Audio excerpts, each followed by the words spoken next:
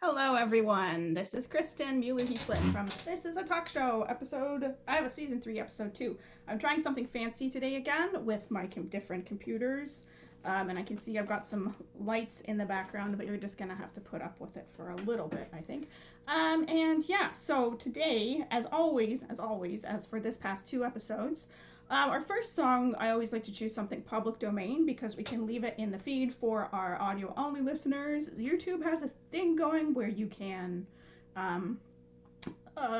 sing copyright protected music, and they just give all the money that you would earn to Celine Dion or whoever. Not that we're making the big bucks here on YouTube, but if you were, theoretically.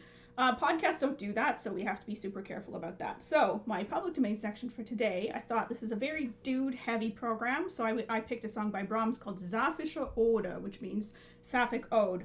Unfortunately, it's not actually by Sappho. The text is actually by a dude who has the least Sappho name I've heard, Hans von Schmidt. So, but it's a really nice song, so enjoy. Rosen brach ich nachts mir am dunklen Hage, süßer haucht den Duft sie als jenem Tage. Doch verstreuten reich die bewegten Äste,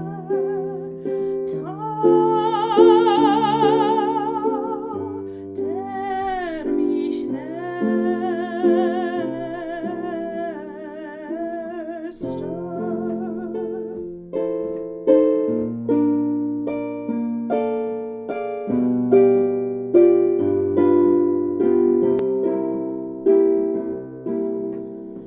Auch der Küsse tut mich wie nie berügte,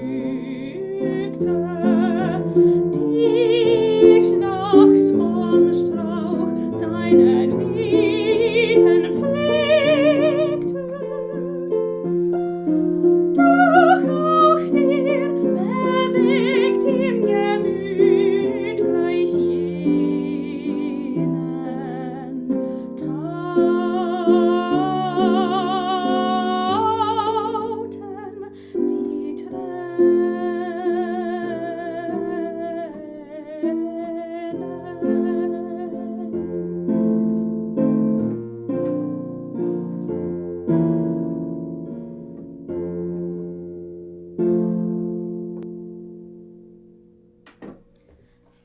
And now for your opener, Adam Bailey. Yay! That's right, everybody. We're going to go there. We're going all the way. It's going to get worse. We're going all the way, and it's going to get worse. First of all, I want to thank Kristin for that beautiful song. And I want to thank all of you, beautiful people, for joining us today. And I want to thank our wonderful comedians who are joining us this afternoon. We have Dan Rosen joining us once again. And for the first time on our show, we have award-winning comedy writer and performer, Jon Blair, who has never failed at making me laugh. So I'm really excited about that. But it's the opener. And you know, it's been a great week for a lot of reasons. There's stuff that I want to talk about. Superman came out as bisexual, and let me tell you, as a queer person who's into Superman, there's a lot here that I want to talk about. I could clearly go long, deep, and hard talking about how Superman is now bisexual canonically. And it's not like I've never had any thoughts about that myself. Henry Cavill, if you're watching the show, please call me. But no, I don't get to talk about happy queer things like a bisexual Superman this week. I get to talk about bad things. I'm sure you're all aware at this moment in time that Dave Chappelle made a 70-minute hate speech called The Closer on Netflix, and spoke some really horrific things about trans people, as well as gay men and lesbian women. He took a giant dump on stage, in my opinion. It was a big piece of shitty shit. But much like one of those stories where someone's engaging to someone else and the person being proposed to accidentally drinks a engagement ring that was hidden in a glass of champagne or hidden in a piece of cake. And then the couple has to like go home and like every night they have to like take a look at this shit that comes out of their partner, and they have to like go through the shit to see and they can find the one valuable thing that's in that piece of shit.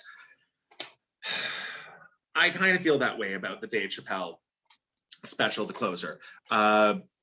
It's a big piece of shit, but there is something really valuable inside of it that I think needs to be looked at. Now, before I go any further on this topic, I want to first of all say that this conversation intersects issues of Blackness and issues of queerness and white queerness. And I don't want anyone to walk away from this thinking that the Black community is by nature homophobic. First of all, the Black community tends to rate in statistics as being more likely to accept gay people and promote issues that are important to gay people and queer people in general by almost 20%. I got that statistic from a Jesse Gender video that we're linking in the down below. It's about an hour long, so it's a really deep dive on the subject if you want to watch that. I also want to jump in with the fact that just because I am upset at the content that Dave Chappelle has put forward, I'm not necessarily saying that he needs to be canceled. I'm not necessarily not saying that either, but I have noticed that anyone who is bringing up criticism is being attacked as if they're part of this cancel wagon. And so I want to point to a Black queer leader, Roxane Gay, and put up a quote that she said in her scathing review of the special in the New York Times.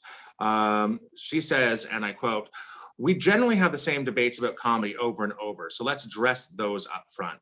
Art should be made without restriction. Free speech reigns supreme. Sometimes good art should make us uncomfortable, and sometimes bad people can make good art. Comedians in particular are going to punch up and down and side to side. Also true, comedy is not above criticism, even if the most famous, wildly wealthy comedians will keep insulting those who question them." And I just wanted to put that up front because people are jumping to a lot of conclusions based off of other people's impressions of this special, and that's not fair either. As a queer person, I know how important it is to have free speech. A lot of arguments against us was that just our existence was too offensive. Saying that you were married in the office could get you fired just 10 years ago. Actually, in the United States, there's still states where speaking about yourself honestly like that can get you fired. So it's still happening now. And on the other hand, there's lots of hate speech against us that isn't being reined in at all. So, you know, pick your poison. I have spoken about cancel culture before on this channel and said how I think it's just basically boycotting, and that's been around for forever, and there ain't nothing wrong with that. I personally don't buy any Nestle products. So let's talk about this special just for a couple minutes, because that's all we have, and it's a deep, deep dive. The thing that I want to talk about with this special is the fact that some of the things that Dave Chappelle says, not just against trans people, he comes out on Team TERF in the video, which I think is a valid time to turn the thing off. But he speaks out against all of queerness and the entire gay rights movement. And he speaks against us in a way that, and this is what makes it hard. Some of the arguments that Dave Chappelle puts forward in his 72-minute diatribe are things that I have heard in social justice spaces by people who claim to be allies. And that is because there are some really complicated intersections between the Black community and the queer community and white queer people and how that works. And there are large feelings of resentment that can boil up. It doesn't take looking that far back to see people from these communities speaking some of this pain in maybe more eloquent ways than Dave Chappelle has done. In 2015, NPR had a panel of civil rights leaders who had a problem with the gay rights movement and the queer rights movement using terms like gay civil rights. And that was an hour-long panel they had on their show, and they spoke at length about it. And so that's just 2015. There were articles written last year with very similar topics about what happens in our community and how that intersects with the rights of other people. And often there's a feeling that there is a lapping happening, that gay rights has had this immense amount of success that other rights groups have not had. And that's not necessarily true, but much like a lot of things in our discourses, it's a feeling of truth for a lot of people, and you can't necessarily argue against other people's feelings. Dave Chappelle says a lot of things in the show that go along these lines. He says that America is a place where you can kill a Black person and get away with it, but you can't hurt a gay person's feelings. That's what he grounds the show on. He says later in the show that he's not really against gay people, it's just his feelings against white people.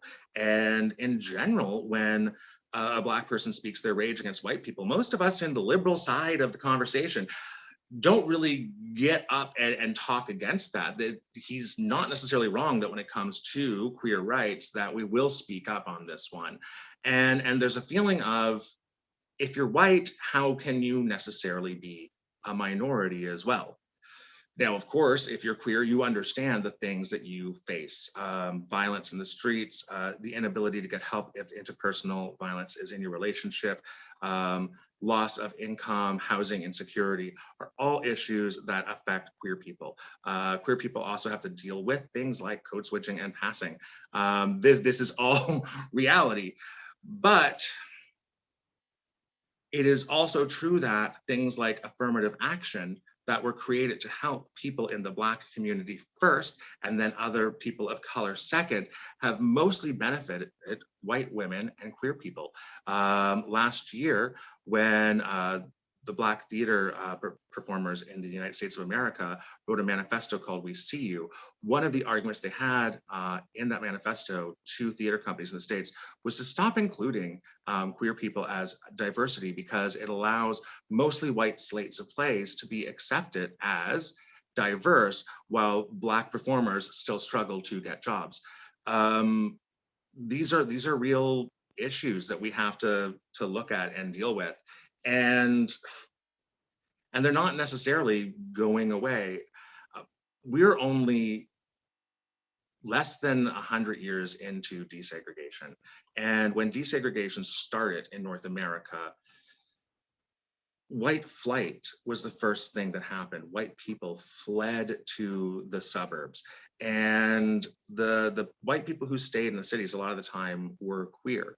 And became part of the urban culture and the urban landscape. And there's a lot of things that queer people, even white queer people, have in common with people of color. And there's definitely an intersection of people who are of color and are also queer. Unfortunately, when white infill started happening in Canada and the US, when white people started moving back from the suburbs into the cities and gentrifying the cities that faced gentrification fastest and first were the ones that had the most LGBT people living in them. There was actually something in the early 2000s called the Queer Index, which helped job seekers decide which cities they would start in or which cities they would start an enterprise in. Business owners would use this too, because the best cities for new enterprise and for work expansion were the ones that were most openly LGBT friendly. And so the communities that were around queer communities, often communities of colors, were the first ones to get gentrified. Dave Chappelle's rage at the LGBTQ community might have used a lot of gross language and hateful language, but there's definitely something there that he is talking about that I think we have to grapple with. Over the past 2 years, we've been told time and time again as white people that we need to sit with our discomfort when Black people speak truths that we don't want to hear. And I'm uncomfortable, but I also think that it's something that needs to be sat with. And it doesn't make his conclusions correct.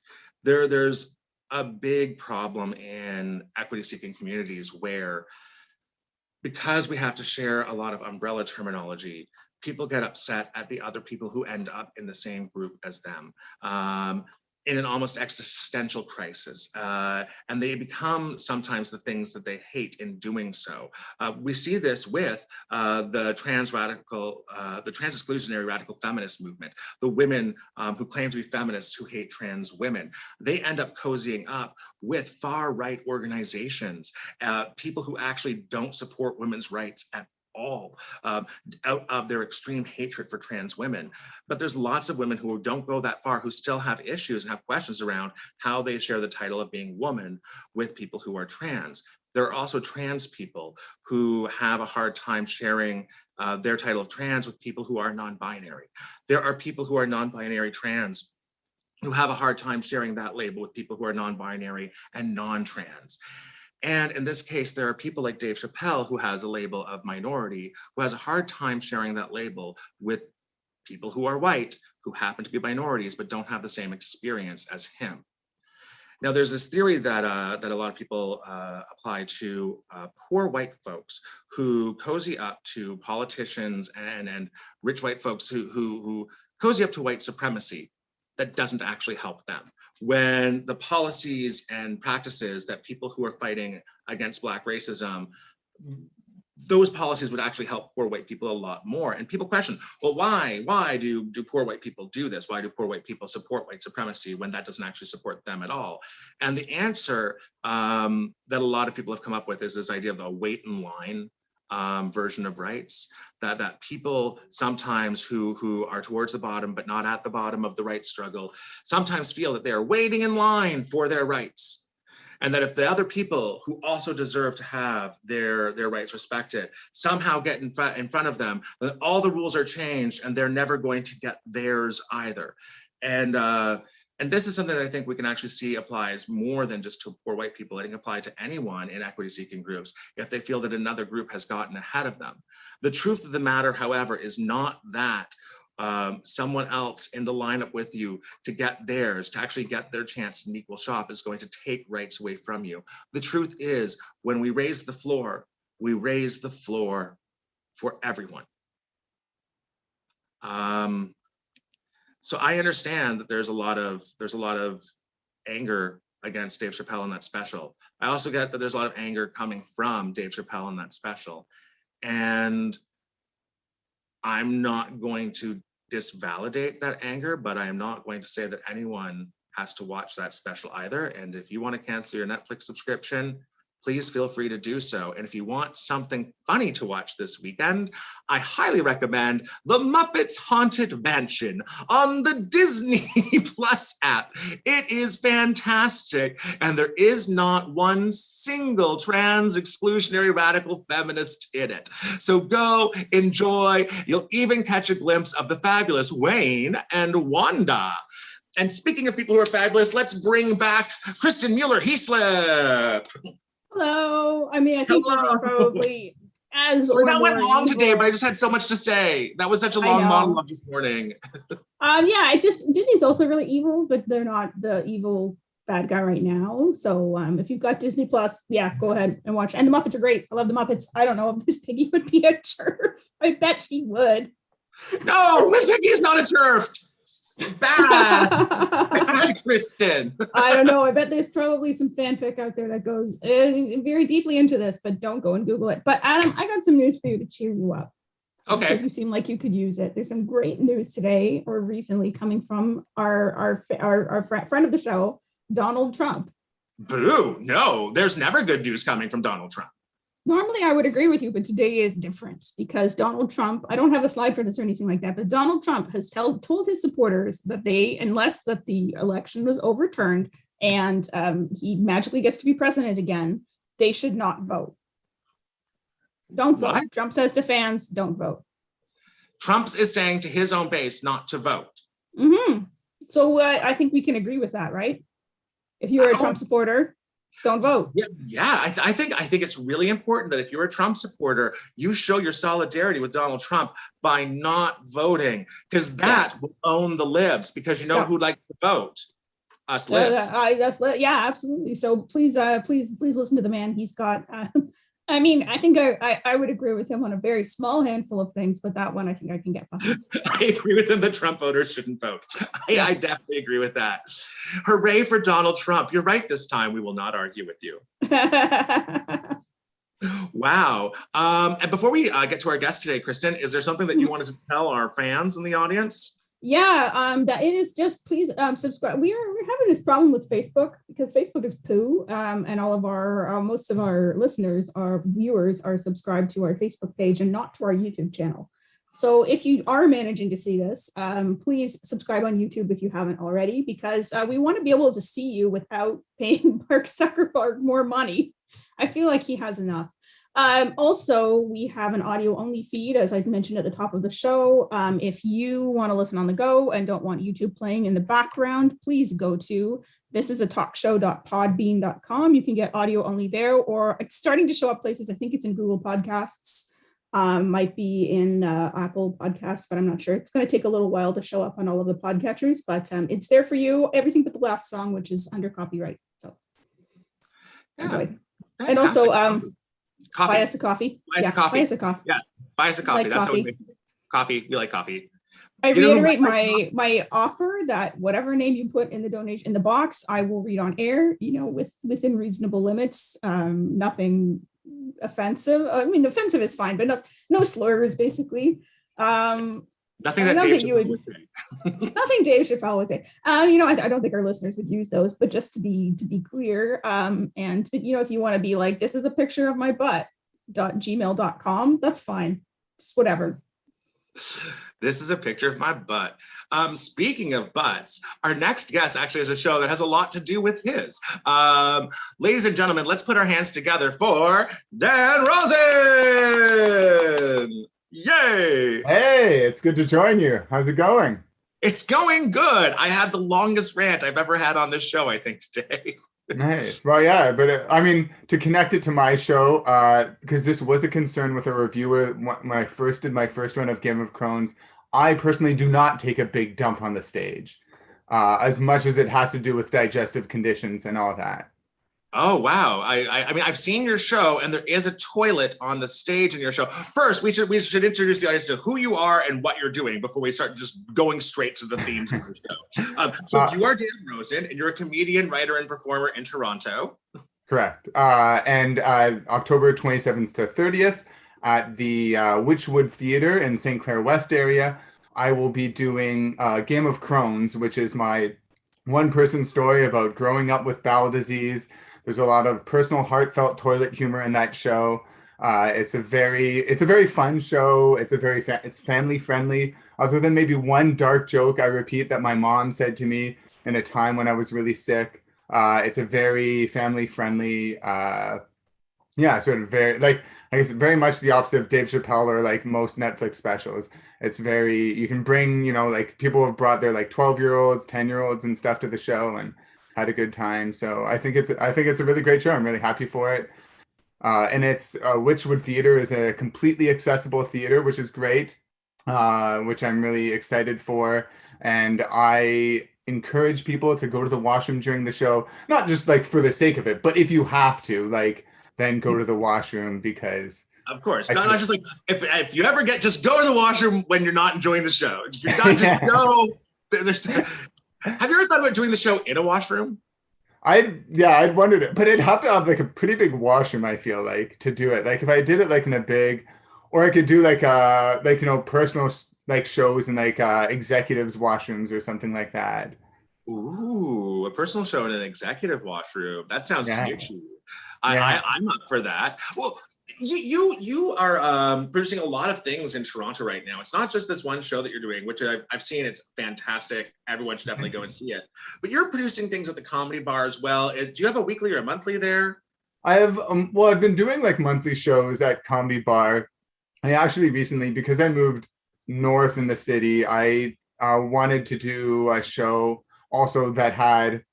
Comedy Bar right now, their west version, unfortunately, is not wheelchair accessible. They are soon going to have an east version in the Danforth that will be accessible. But I also do a show in North York, which is a monthly show called World Class Comedy. at MB, the place to be. It's this really great Filipino restaurant. And so I'm doing a monthly show there. And actually, I have next Saturday, I have a world-class comedy there. And then I just do I'm just doing different variety shows at Comedy Bar because I do love that venue, and it's been so supportive of myself and everyone else. That's where I started in theater, was variety shows. So I like that. That's and so variety shows and lumpias, which is one of my favorite snacks. I can definitely get behind. There you go.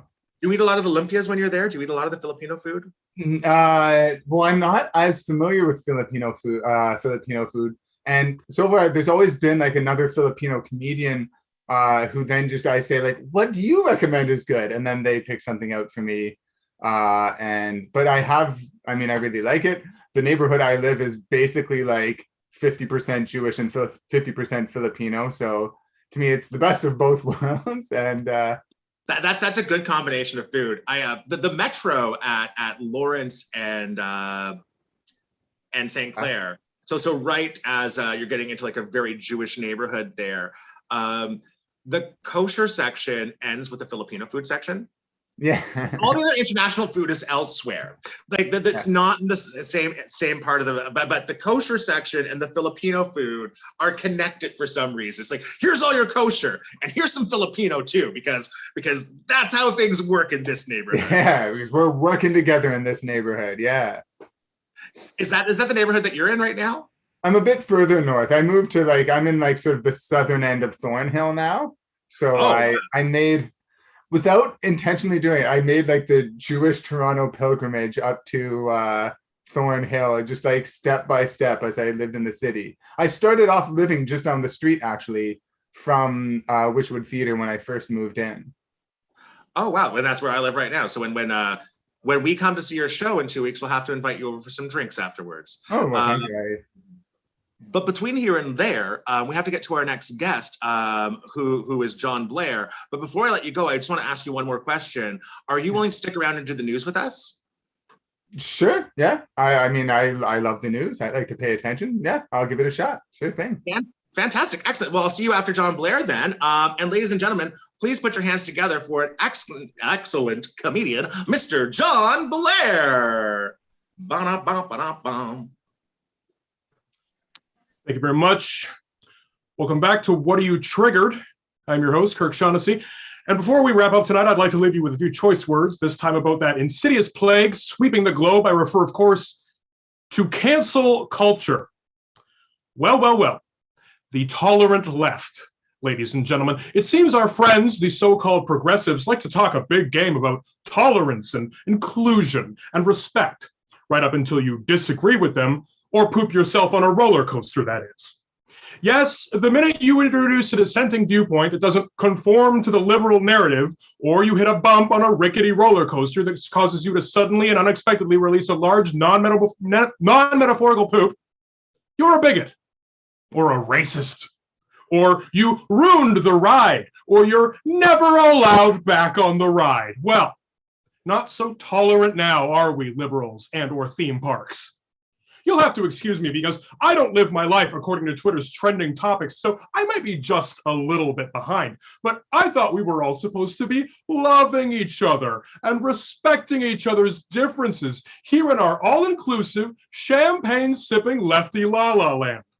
Right up until you offend the snowflakes, or poop so loudly and thoroughly on a roller coaster that it's noticed by the people in the cabin right behind you on the ride, even before the ride stops, and they alert the staff of the ride to stop the ride, and everyone has to climb down from the ride, that is. Then out come the torches, and the pitchforks, and the mops, and the disinfectant, and the loose-fitting sweatpants from the theme park lost and found. Well, I've said it before, and I'll say it again. Well.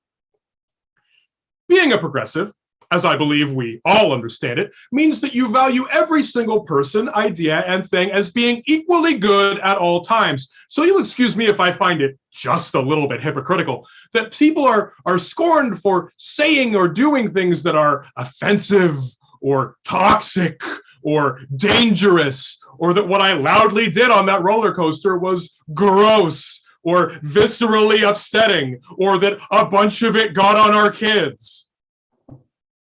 Well, It seems like the other shoe of their all-inclusive, super tolerant liberal utopia, much like the deuce I could be seen struggling to contain on the photographs available at the end of the ride, has inevitably dropped. Oh, and I'll be expecting my own International Day of Recognition for that little number any day now. Oh, that's right. I forgot. It's not good that I did that.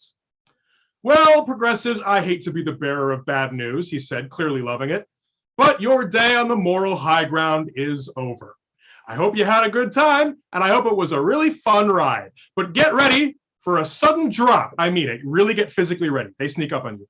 Because, what fun ride though it may have been, as I taught a whole roller coaster full of snowflakes, and later on some teenagers on the tilt-a-whirl, and one mascot who was in the wrong place at the wrong time, fun rides don't last forever. My name is Kirk Shaughnessy. Oh, and guess what? Maybe if your Maoist height restrictions hadn't kept a few of the shorter people off the roller coaster, it wouldn't have gotten in everyone's eyes. That's on you. Oh my goodness. So I did not know when I prepared that bit that it was going to live in the exact Venn diagram middle of everything we've talked about so far. There we go. A thematically on fleek show of just haters and poop. Yep. Right in that little right where it lives. There you go. Right where. Oh my goodness. We're all so tired of those right wing blowhards that they've just become cartoonish sometimes to us. I've been on some of those rides. I've been on some. Yeah. Yeah. I actually have a really hard time on roller coasters because the last time I went on a roller coaster, it was a really that didn't happen. But it was a roller coaster at Wonderland that I was way too tall for, and it just battered my knees for like 5 minutes, and they couldn't walk for the rest of the day. Oh, no. I'm not a fan. I'm not a big fan. That happens to my husband sometimes because I married tall. He is. He's tall. Yeah. Yeah, I'm one of those queer dudes that's like, hey, can they get taller? I'll climb. I'll get climbing. It's fine. And so sometimes when we go to Canada's Wonderland, I'm the perfect height for all of the rides, and I drag him along, and he's like, no, this one hurts me, and I'm like, get on, and then he gets injured, and he's like, I just want to eat a funnel cake, and I'm like, no, the next ride. And he's like, my knees, my back, my shoulder, my head, something gets. Let's go. We gotta go. Yeah. Yeah, rides weren't meant for tall people. Tall people are the rides. Now, Jon, let's introduce the audience to you and what you do. Hi, I'm Jon Blair, audience. I'm a writer, I'm a comedian. I largely do solo sketch comedy and monologue stuff, as you just saw. And I do have done a solo sketch kind of pseudo TV show called Now More Than Ever that I filmed in my apartment and put on YouTube. Oh, wow, Now More Than Ever. I want to be there. Yeah. I remember your Eastern European rap was one of my favorite things that you put out on YouTube. So Fresh Talks, yeah, it's a very long-standing character of mine. I put Now More together. I named it after basically every email that we received in the first 2 months of the pandemic, and it was just me in this room standing in front of one of these shooting sketches. So it was a great distraction for like a year there, but. Yeah, we all had to do our things, right? That's how this thing got reborn. Mm-hmm. We're no longer at the Monarch Tavern. I feel bad for anyone who thinks that we're still doing the show at the Monarch Tavern and goes there every week, searching for us, discovering that there's I was there the other night. It's back open. It's back. That's right. Spaces are back open. Are you doing stuff in real space, or are you? Not yet. No. You're still virtual. Yeah, I did some stuff in other cities. I did the Edmonton Fringe, and I did. The Grindstone Festival also in Edmonton, but I haven't done anything in Toronto since things have begun to open back up. Yeah. Wow. So you're the person who caused all the super spreading in Alberta then? That was me. Sorry, everybody. Sorry about that. That was you. A few festivals opened up in that window before they were like, oops, no, we got to shut everything down. So that's when I went. So sorry about those super spreaders, guys. I mean, Jason Kenney just exists to make Doug Ford look better, right? Like that's kind of. I think so. It's a side. that's the only reason that someone that incompetent at their job could exist, is to make the next most incompetent person just look that much better. Hey, it looks like we're getting a little bit into politics and news. John, do you want to actually do the news with us today? I absolutely want to do the news with you today. Well, that'll be great. Fantastic. Well, let's bring back Kristin and Dan Rosen, and we'll do our news segment that we do every week. Hey. Hello, Kristin. Hello, Dan. Hi. You called him Dog Ford, I think. I can't roll back the tape, but that was great. Freudian slip. It's perfectly allowed. Dog Ford. I love it. Okay, everyone. So y'all ready for this is a news segment. Ta-da! This is our, as I always say at the beginning of this is, as always, we have been careful to select the most serious, important, hard-hitting news stories for our audience and for you to learn today.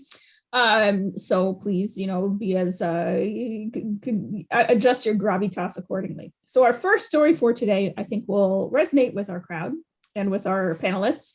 Scientists find that class clowns are also the smartest people in the class. That's not exactly what the story says, but apparently humor in children is highly correlated with intelligence. Thoughts?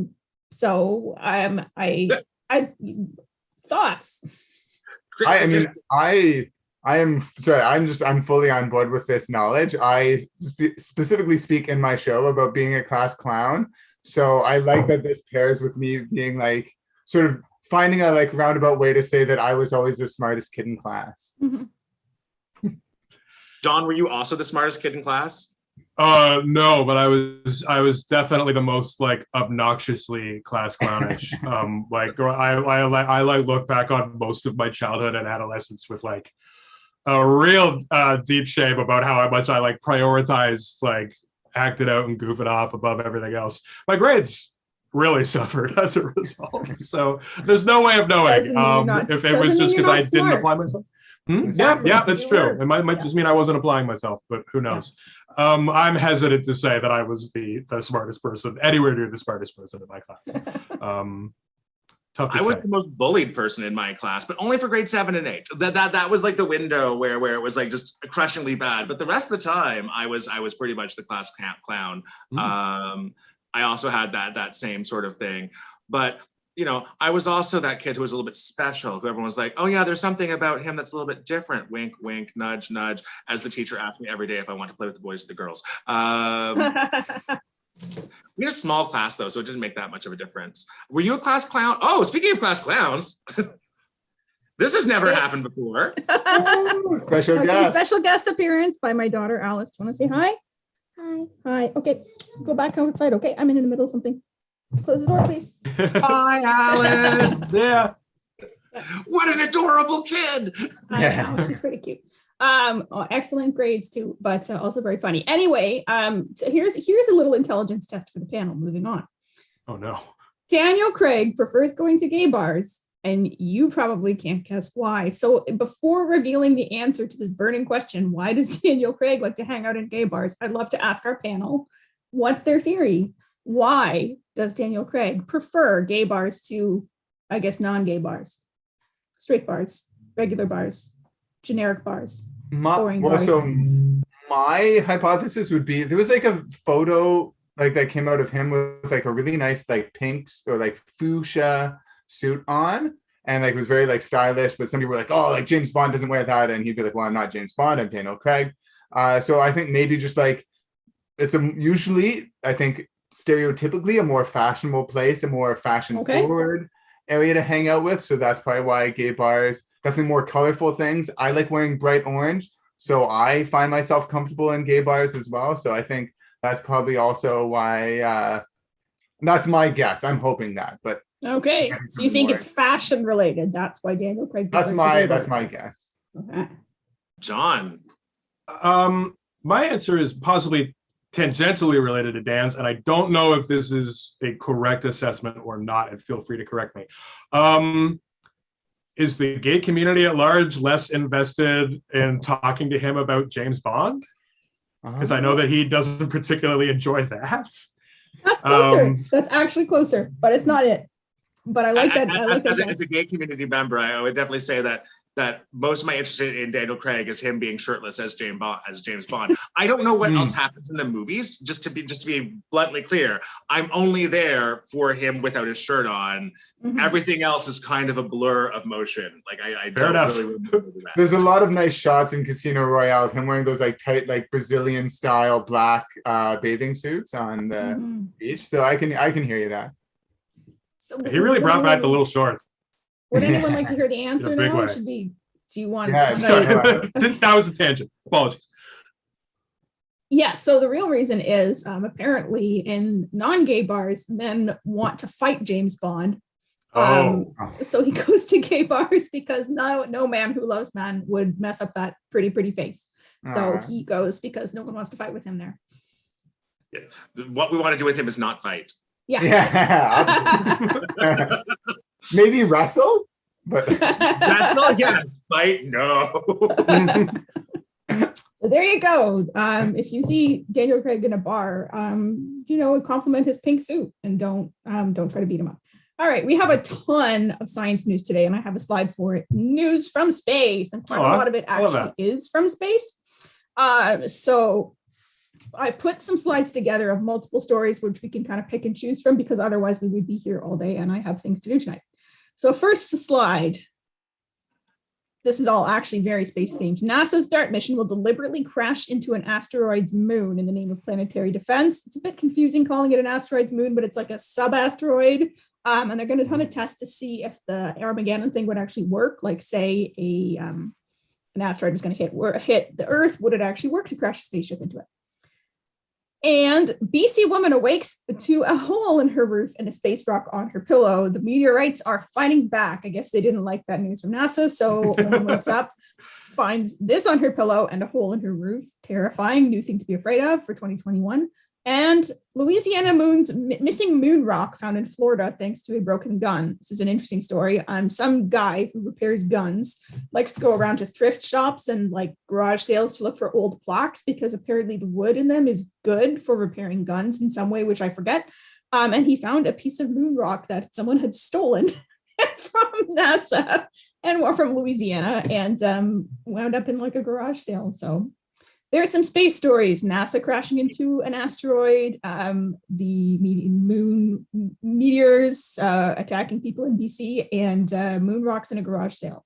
I'm jumping in right away because that story from the Deep South was paraphrased. It was set up in a way that the gun itself was the actual hero, which if there's anything the Americans love, like, thanks to this gun. like, it wasn't the gun collector who did it. It was the gun.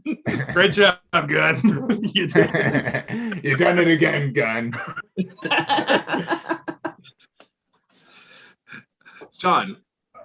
Yeah, I mean, I love that first article because I just always love when like science fiction informs science. Like when like people are like, it's like next we'll be doing like the Futurama episode where we'll be like, all right, if that doesn't work, what if we just shoot a big ball of garbage at it? And then we got a lot of it that way. Yeah. I like this. I like that when you like look at all of these like on the whole, it's like this weird sort of like, oh, there's like X number of like important rocks in the like around the world that like are each individually up to no good, and we have to locate all these different rocks. We got to knock one off of the moon, and one's at a garage sale, and one's attacking people at night. It's the bad rock, and like it's weird. Like I feel like we're having like a rock expanded universe coming out of these stories. Like, oh god, don't give Disney any ideas. Oh my god. Wait a minute, was the Marvel Cinematic Universe basically just like the Rock expanded universe? That was mostly just about finding important rocks, wasn't it? Yeah, it was. I guess so. Gemstones. Yeah. Well, there you go. We got a brand new set of mysterious rocks in the news, finally. Well, moving on, in robot news, still more science news. They're putting guns on robot dogs now. I'm sure you've all seen those cute little stories of, dancing dog robots with cute names. Well, they're starting to put guns on them. They have not. I sent this to Adam in our chat, and I made a joke about Ed 20K9, and he didn't get it, and I was really upset. And Sophia, first android with citizenship, now wants to have an android and wants to have a robot baby. She is a citizen of Saudi Arabia, which the article points out gives her more rights than many of the human women who live there. But she has said that family is important and she wants to have a baby, but she is too young because she was only built in 2016. So we've got a robot dog with a gun, and we've got a possible robot baby to a teen robot mom. It's Texas. Yeah. Guns and babies. The thing that I think that they don't show on that robot dog photo is like just off to like the left of that screen is then like the scientist with his hands up, like with their hands up, like handing over their wallets and being like, don't I'm gonna say with like a sausage, like with a dog treat. Yeah. Trying to throw like a mechanical steak to try and like appease the dog.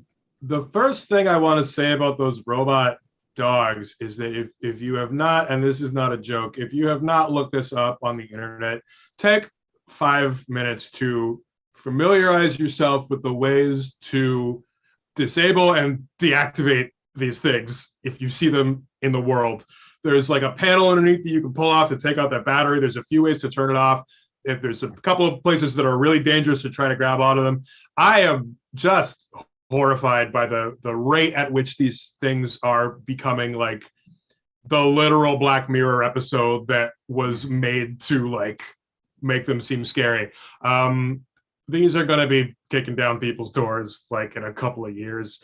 Take 5 minutes and learn what to do if you see one, please, because good Lord, they are so scary. There's also a Boston Dynamics video where that shows them slipping on banana peels. So like save your banana peels. Yes. In case you have to throw them at a robot dog. Okay. Wait, the robot dog overlords can be taken down by banana peels? That's right, yeah. Clowns save they slip on them, yeah. That's why Northern Ireland is upset about their shortage of clowns. Because you gotta get the defenses up, yeah. They know they're thinking ahead. That's an equity-seeking group that knows what's important. The clown community has been underserved for a long time, but we do have to get on with our next set of science stories. Prince William says billionaires need to focus on repairing the planet, not going to space. William Shatner went to space. Now, the oldest person to have ever gone to the space. People were trying to say he was the first Star Trek actor in space, which is not true. And first, this is actually an update story because we covered this in season 1, I think. First film crew to make a feature-length movie in space is launching tomorrow. There is a space film race between Russia and Tom Cruise, who is going to be the first one to make a movie in space, and Russia has won. They're making a movie about a doctor doing a life-saving operation on the International Space Station, and they're actually shooting it in the International Space Station for unclear reasons. And is there anything else in here? Oh no, that's the next one, sorry. All right, so thoughts: repairing the planet versus Shatner in space versus Russian movies in space. I'll just say Russia wins again. They were the first ones in space before, and now they're the first ones filming in space. Does a dog count? Come on. Well, they cut the first person in space as well. They did. Oh, okay. Yeah, that's true. Yeah, they're the first cosmonauts in space. Yuri Gagarin, yeah. Hero. They're good at space. Yeah. They're good at space. But Prince William's right. I think he's right.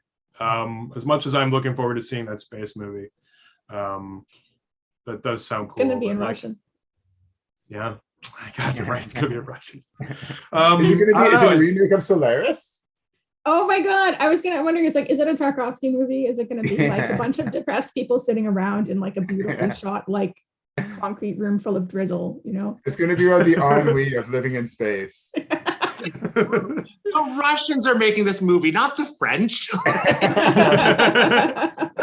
Russians can enjoy ennui, just like everyone. Russians can have ennui. They revel in ennui, though. They don't brood in ennui. We love this. Yeah. This is as good as it gets. You want the open window, you get Space Wolf coming in through the window. This movie sounds great now. And then Prince William comes in at the end and scolds them all, and they're like, it's progressive. We like to float and carry. It just floats in like. Prince William does look an awful lot like Vladimir Putin, come to think of it. He's getting there, yeah. He's getting very British Putin-y. Yeah, and I would love to inform everyone who doesn't know this already, but the French transliteration of Putin is Poutine. So all the French news stories about him are like the Biden-Putin summit starts, which is, I think is really funny. I want a All right. Putin summit. You want to be invited to the some Poutine summit. too. Yeah. Well, here's something that billionaires could do is they could go and feed some seaweed to cows. Methane from cows is a big contributor to climate change. And yes, we are talking about cow farts. Sorry. Oops, I clicked the wrong window. No.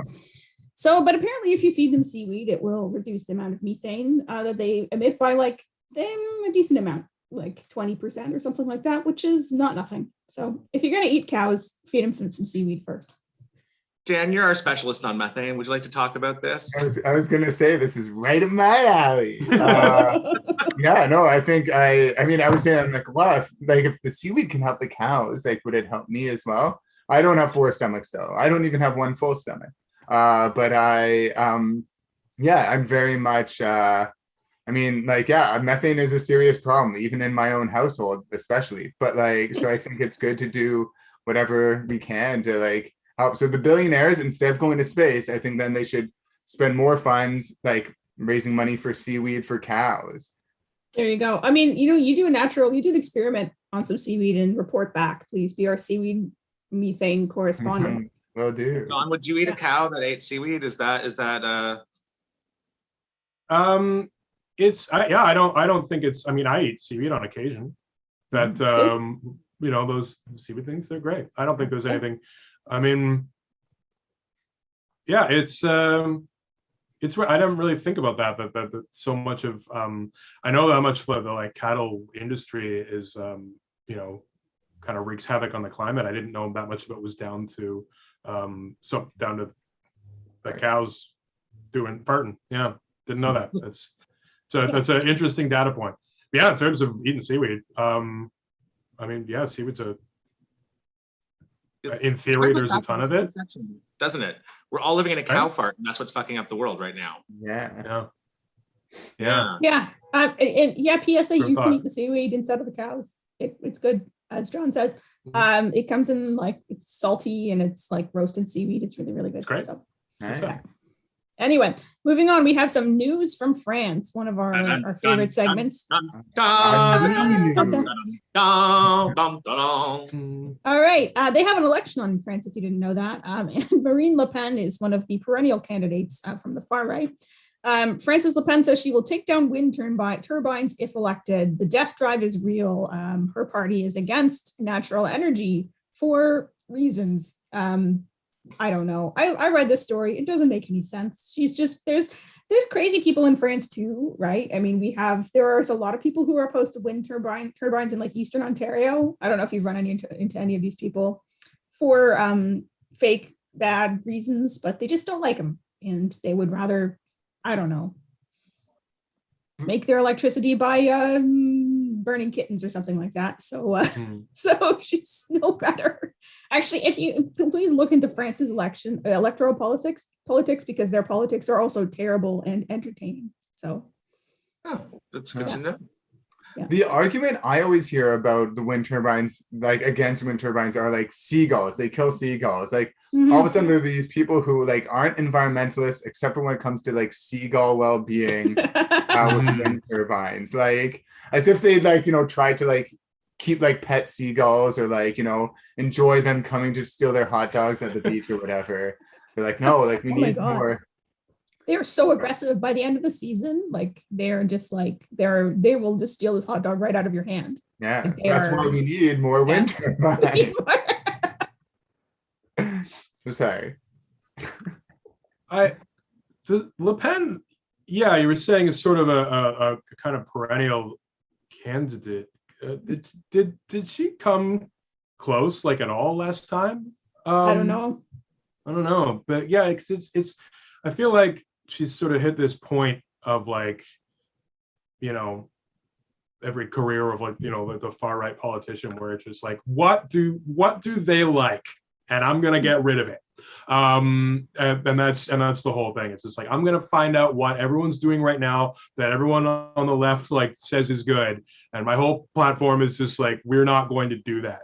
And it's just a weird, it feels to me like this weird kind of like, my platform is just to stick it to them, which is, a lot of people like, that resonates with a lot of people. But and then you've got to do things like find fake reasons why it's exactly like the seagulls, like, or like windmills give you cancer or something. Wasn't that Trump's line for a while, that like wind turbines could give you cancer? No, okay. I think they were supposed to give people heart attacks. I think was the again made up thing that people thought. But Le Pen has Trump got that wrong. Got that wrong. So he's like, you get cancer. There's some sort of pseudoscience that makes sense with that, but Trump misunderstood. He doesn't know the difference between a heart attack and a tumor. And he was like, yeah, windmills give you cancer. Right, yeah. Because he won't back down from anything that exits his mouth. Like once he said it, that's reality. Then it's true. Yeah. Then you've got to figure out how to falsify the fact that windmills do give you cancer. Yeah. My main issue with Le Pen is that where I don't think she's clever enough to lead a country is that she's not running on the platform. Le Pen is mightier than the sword. Like it's right there. There you go. It's there. You're right. I got my vote. There you go. Well, she actually has competition. Sorry, not to turn this into French politics hour, but there is another farther right French politician called Eric Zemmour, who is running for president, and he is this like weird little troll man who's like a far right pundit, but he's like a pretty explicit fascist, and like he's absolutely terrible. He's also extremely litigious, so every time often when he's criticized, he will just sue someone. So he's managed to create this platform for himself. But yeah, he is to the right of Le Pen. When you say, I guess she's searching for something to distinguish herself now. When you say weird little troll man, sorry, I just wanted to say, do you mean like as in like, like he's basically like an internet troll, or is he like literally like he's like small, hunched over, maybe like green complexion, and like just Google what he looks like. He's a pretty weird looking dude. Not to make fun of anyone's appearance. Weird looking people are welcome and they're friends, but like like they're that saying that by the time you're 50, you have the face you deserve, right? He's got the face he deserves. I don't like, I'm not like Mr. Europe or anything in terms of like keeping up with politics in Europe, but I feel like whenever I hear about like the far right people here, it's like, it's like Bernier and stuff like that. And then whenever you hear about like far right candidates running in like Europe now it's like the Nazis. Like there's the people like Le Pen who is like, oh, that's like the far right candidate over there. And it's like, oh no, like in countries like that, like it's at the point now where it's like it's them and then the Nazis. Basically are like, we're back, we're the Nazis. We're on the ticket, like it's weird. It's getting really alarming because I was like, I looked at that whole windmill story and be like, oh, Le Pen, there she is. She's on the fringe. She's at it again.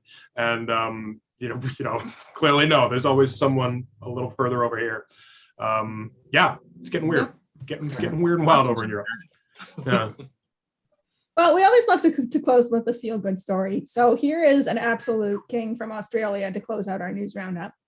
Australian fisherman caught great white shark, removed its monitoring tag, and set off hoax shark alerts 27 times, claim authorities. So just imagine this. Say you are fishing, you catch in your net a great white shark.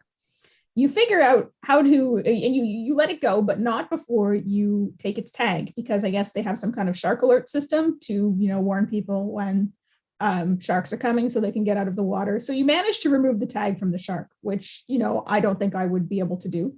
And then you prank your neighbors many times before someone catches you. Who was this? Was it like Jason? Was this like Jason Statham or someone who did this? Like whoever did this is like a hero. I think it's An great. unnamed Australian fisherman. I think there are some legal proceedings happening, so I don't think his name is allowed to be published just yet. Okay. Yeah. But we will follow the story and get back to you. Perhaps it was a Mr. J. Statham.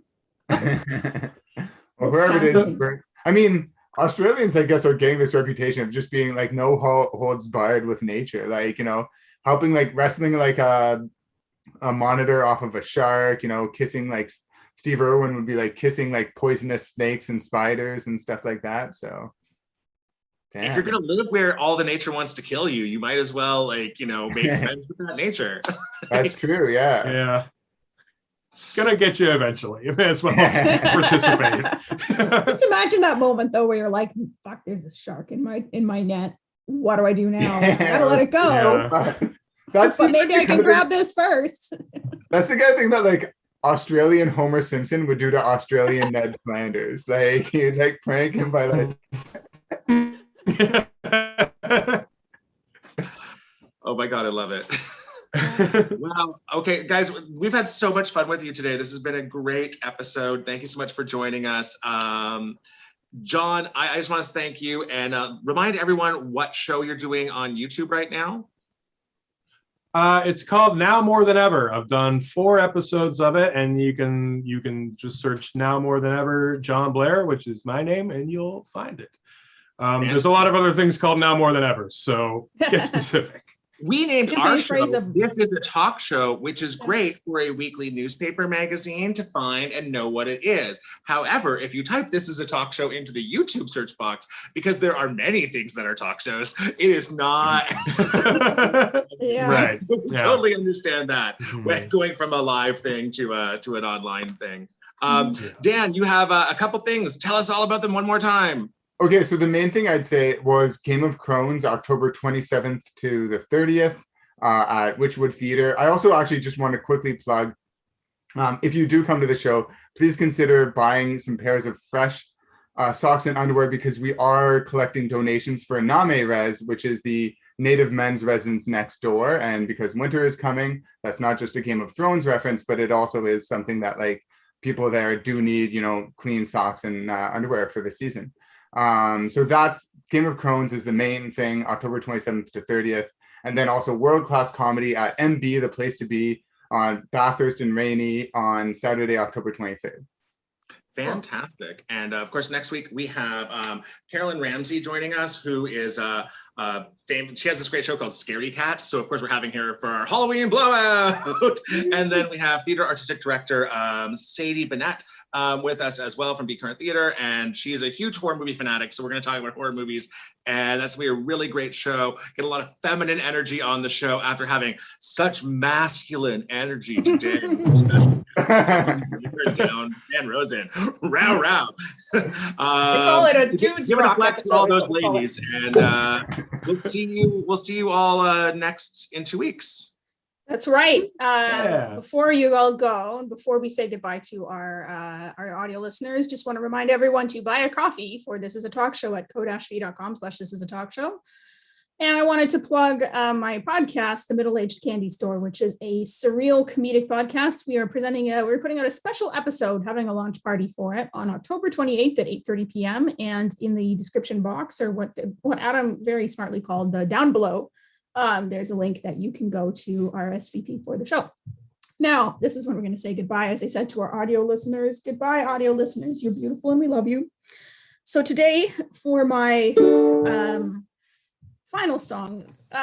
So the thing is that we do a song that's public domain to start out with, because YouTube because you can do that on podcasts, and on something a little less public domain for the ending show, because that's YouTube only. So this is technically public domain, but I have to say I don't think anyone is too worried about the copyright, because this is the theme song from a beloved piece of CanCon, a beloved Canadian show.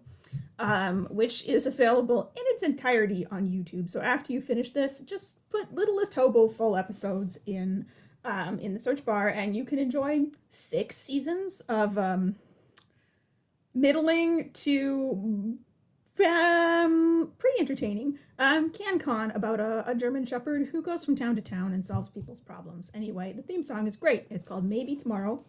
Here we go. Oh, and I turned off my blurred background so you could see me playing the ukulele. Be nice. There's a voice that keeps on calling me down the road. That's where I'll always be. Every stop I make a new friend. Can't stay for long, just turn around, I'm gone again. Maybe tomorrow we'll wanna settle down. Till tomorrow I'll just keep moving on down this road that never seems to end. New adventure lies just round the bend. So if you wanna come and join me for a while, just grab your hat, we'll travel light, that's hobo style. Maybe tomorrow we'll wanna settle down. Till tomorrow the whole world is my home. There's a world that's waiting to unfold, a brand new tale that's no one's ever told. We've journeyed far, but you know it won't be long. We're almost there, we've paid our fare with a hobo song. Maybe tomorrow we'll wanna settle down. Till tomorrow the whole world is my home. Till tomorrow I'll just keep moving on. Goodbye, we'll see you on the 30th for the Halloween Spooktacular. Goodbye, everyone.